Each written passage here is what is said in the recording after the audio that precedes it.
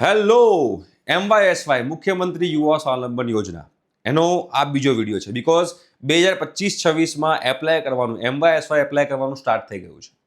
તો આજના વિડીયોમાં હું ડિસ્કસ કરવાનો છું કે કયા કયા ડોક્યુમેન્ટ તમારે જોઈશે MYSYમાં એપ્લાય કરવા માટે. આગળના વિડીયોમાં મેં તમને કોણ કોણ એલિજિબલ છે એની મેં વાત કરી હતી, બરાબર. બીજી ઇમ્પોર્ટન્ટ વાતો જે મેં આગળના વિડીયોમાં કરી હતી, આપણે આખું આનું પ્લેલિસ્ટ બનાવ્યું છે. એ પ્લેલિસ્ટની લિંક હું નીચે ડિસ્ક્રિપ્શન બોક્સમાં મૂકી દઉં છું, એટલે તમને MYSYને લગતી બધી જ માહિતી તમને લોકોને આમાં મળી જશે. ઓકે, ચલો અહીંયા જોઈશું બેટા. સૌથી પહેલા બેટા વિદ્યાર્થીના આધાર કાર્ડની સ્વપ્રમાણિત નકલ.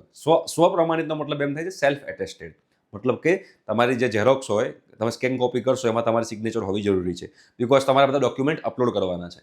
ધોરણ 10 અથવા ધોરણ 12 પાસ કર્યાની માર્કશીટની સ્વપ્રમાણિત નકલ. જો તમે ડિપ્લોમામાં એડમિશન લેવાના હોય તો ધોરણ 10ની માર્કશીટ, તમે 12th પછી એડમિશન લીધેલું હોય તો ધોરણ 12ની માર્કશીટ જે છે એ તમે એપ્લાય કરી શકો છો. ડિગ્રી ડિપ્લોમામાં અભ્યાસમાં પ્રવેશ મળ્યાનો પ્રવેશ સમિતિનું લેટરની સ્વપ્રમાણિત નકલ, તમારો એડમિશન લેટર.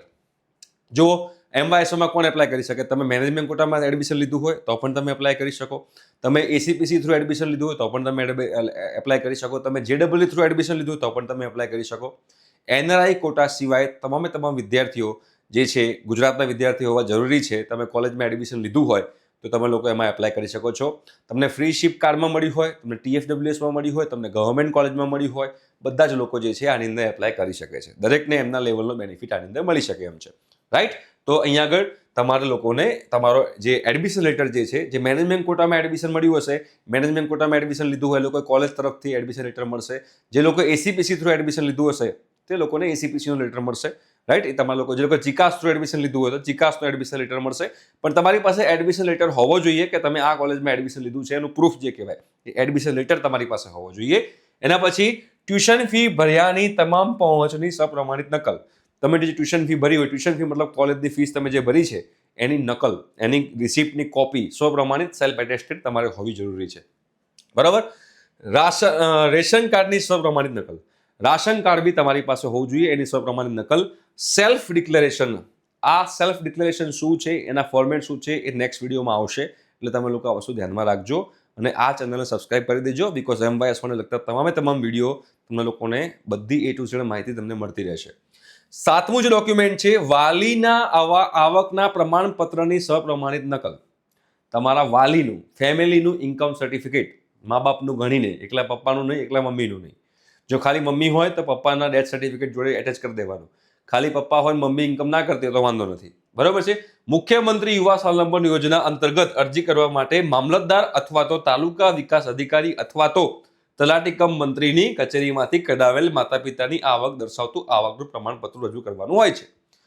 ₹5 લાખ સુધીની મર્યાદા માટે 5 લાખથી ઓછી આવક હોય તો તમે જે તે ગામ હોય, સેજા હોય કે જૂથ હોય, ગ્રામ પંચાયત ખાતે રહેલ વ્યક્તિ જે હોય એના માટે સંબંધિત ગામ અથવા સેજા અથવા જૂથ ગ્રામ પંચાયતના તલાટી કમ મંત્રી અથવા મામલતદાર તાલુકા વિકાસ અધિકારી દ્વારા આપવામાં આવકનું પ્રમાણપત્ર રજૂ કરવાનું રહેશે. ગ્રામ પંચાયત તમારા ગામ લેવલના જે વ્યક્તિ હોય, તલાટી કમ મંત્રી હોય અથવા મામલતદાર હોય, બરાબર, તો એ અથવા તાલુકા વિકાસ અધિકારી હોય એનું ચાલી જશે. પણ જો 5 લાખથી વધારે છે અને 6 લાખથી ઓછી છે તો કમ્પલસરી તમારે તલાટી કમ મંત્રીની અથવા મામલતદારની તાલુકા વિકાસ અધિકારીની તમારે ઇન્કમની સર્ટિફિકેટ જોઈશે. સંસ્થાના આચાર્યશ્રીનું સંસ્થાના લેટર હેડ પર પ્રમાણપત્ર. અસલમાં તમે જે પણ કોલેજમાં એડમિશન લો છો તો એ કોલેજની અંદર તમારે ડોક્યુમેન્ટમાં તમારા પ્રિન્સિપાલના લેટર હેડ ઉપર એક પ્રમાણપત્ર જોઈશે. એનું ફોર્મેટ શું છે એ પણ તમને હું નેક્સ્ટ વિડીયોમાં બતાવીશ. હોસ્ટેલ પ્રવેશ તથા જમવાની પહોંચની સ્વપ્રમાણિત નકલ. તમે હોસ્ટેલમાં એડમિશન લીધું હોય તો હોસ્ટેલ પ્રવેશમાં તમે જે ફીસ ભરી હોય એની રિસિપ્ટ અને જમવા માટે તમે જે મેસમાં જે ફીસ ભરી હોય એની રિસિપ્ટ જે છે એની સ્વપ્રમાણિત નકલ જોઈશે, બરાબર. વિદ્યાર્થીના બેંકના બચત ખાતાની પાસબુકના પ્રથમ પાનાની સ્વપ્રમાણિત નકલ. તમારા વિદ્યાર્થીના નામ પર બેંક એકાઉન્ટ હોવું જરૂરી છે અને વિદ્યાર્થીના નામ પર બેંક એકાઉન્ટ હોય તો એ સેવિંગ એકાઉન્ટ હોવું જોઈએ, કરંટ એકાઉન્ટ નહીં. અને સેવિંગ એકાઉન્ટની જે પાસબુક જે છે પાસબુકના પ્રથમ પાનાની સપ્રમાણિત નકલ, સેલ્ફ એટેસ્ટેડ કોપી, કેન્સલ અથવા તો કેન્સલ ચેકની નકલ. બેંક એકાઉન્ટ નંબર અને IFSC સ્પષ્ટ દેખાય તેવા, એમાં બેંક એકાઉન્ટ નંબર અને તમને IFSC કોડ દેખાય એવી રીતે તમારા લોકોએ આ 10મા નંબરનું ડોક્યુમેન્ટ જે છે તમારા લોકોએ ધ્યાનમાં રાખવાનું છે. તો આ 10 ડોક્યુમેન્ટ છે તમારે MYSYમાં એપ્લાય કરવા માટે. તો નેક્સ્ટ જે મારો વિડીયો આવશે એ વિડીયોની અંદર આ બધા 10 ડોક્યુમેન્ટના ફોર્મેટ શું છે, કયા ફોર્મેટમાં હોવા જોઈએ એ ફોર્મેટ હું તમને બતાવવાનો છું. રાઈટ? તો રેડી રહેજો અને આ ચેનલને સબસ્ક્રાઇબ કરી દેજો. ઠીક છે? Thank you so much. By.